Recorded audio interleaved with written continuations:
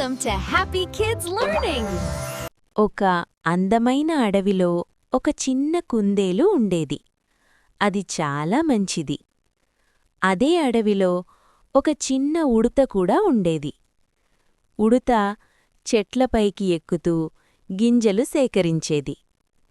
ఒకరోజు కుందేలు అడవిలో నడుస్తూ ఉండగా ఒక పెద్ద క్యారెట్ కనిపించింది. అది చూసి చాలా ఆనందపడింది. అయితే దగ్గరలో ఒక ఉడుత బాధగా ఏదో వెతుకుతూ కనిపించింది. కుందేలడిగింది, ఉడుత, ఏమైంది?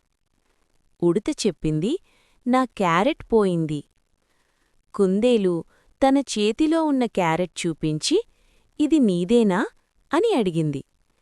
ఉడుత ఆనందంగా అవును అని చెప్పింది. కుందేలు వెంటనే క్యారెట్ను ఇచ్చింది. ఉడుత చాలా సంతోషపడింది.